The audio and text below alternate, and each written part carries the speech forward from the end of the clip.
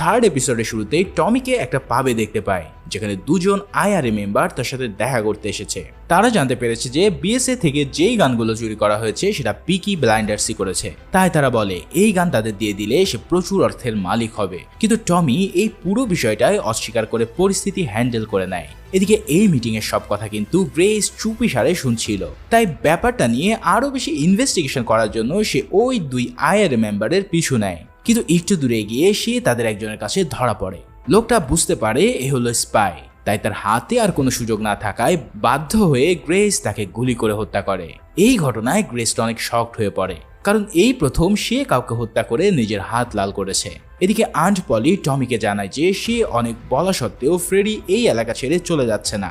সে চায় টমি যেন তাকে মাফ করে তাদেরকে সুযোগ দেয়, কিন্তু টমির একই জবান, সে কোনোভাবেই এই শহরে তাকে থাকতে দেবে না। এর পিছনেও একটা কারণ রয়েছে, সেটা হলো পুলিশ ইতিমধ্যে জেনে গেছে যে ফ্রেডি এলাকায় ফিরে এসেছে, আর তার বোন অ্যাডাকেও সে বিয়ে করে নিয়েছে।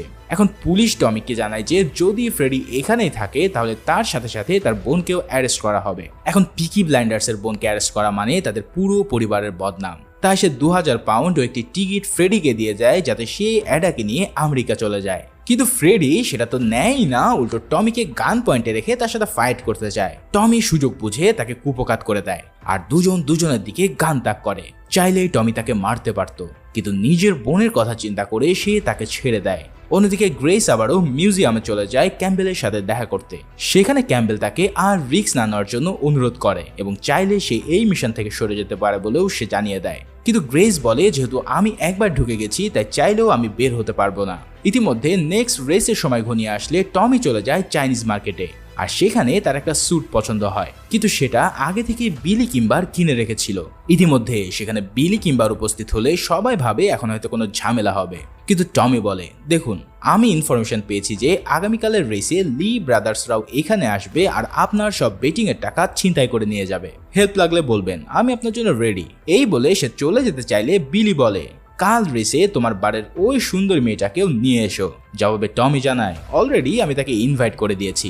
এদিকে টমির বড় ভাই আর্থার ইতিমধ্যে ডিপ্রেশনে চলে গেছে, কারণ সবাই তাকে ওই গান চুরির ব্যাপারে দোষারোপ করছে। কিন্তু টমি তাকে আজ সত্য কথা বলে দেয় আর জানায় এই গানগুলো আমার কাছে আছে, তুমি হতাশ হয়ে না, আমাদের কাছে আছে এখন মেশিন গান, যা এই তল্লাটে আর কারোরই নেই। তাই এই মুহূর্তে আমরা এই এলাকার সবচেয়ে বড় কিং। এই সব শুনে আর্থার ভয় পেলেও অন্যদিক থেকে টমির বুদ্ধিতে স্বস্তি পায়। এরপর টমি তাকে একটা সারপ্রাইজ দিতে চায়।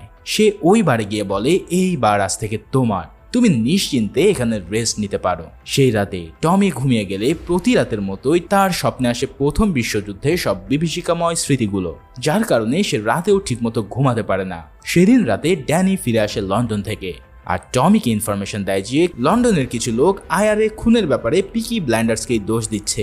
সে প্রশ্ন করে এটা কি তুমিই করেছো কিনা? জবাবে টমি জানায় না, তারা এটা করেনি। তখন ড্যানি তাকে কথা দেয় যে তার জীবন বাঁচানোর জন্য সে সবসময় টমির পাশেই থাকবে। এদিকে আজ সকালে সেই কাঙ্ক্ষিত রেস, টমি এবং গ্রেস রেডি হতে থাকে সেখানে যাওয়ার জন্য।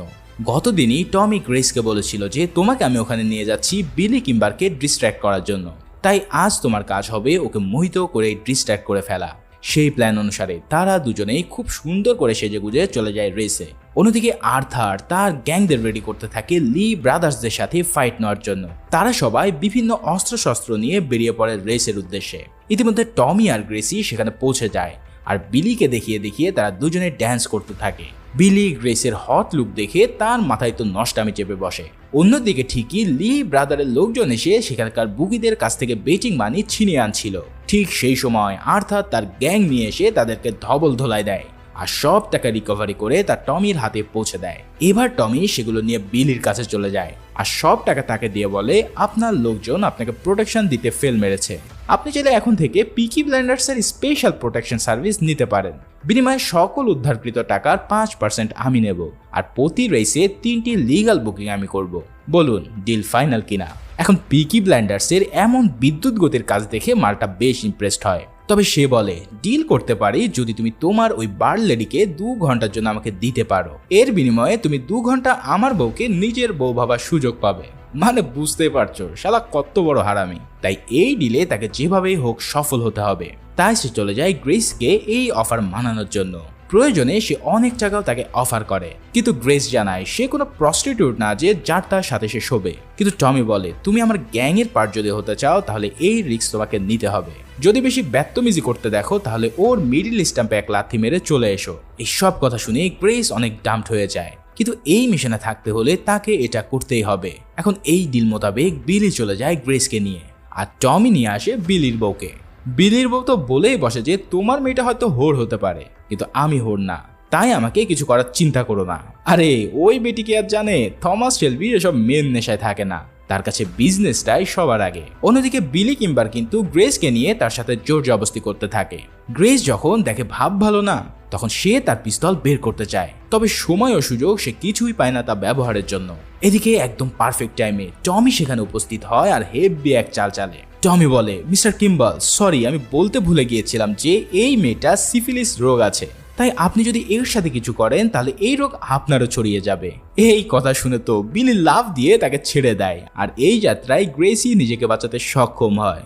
ভাইরে ভাই, প্রতিটা এপিসোডেই থমাস শেলবি যে কারিশমা দেখাচ্ছে তার কোনো তুলনাই হয়।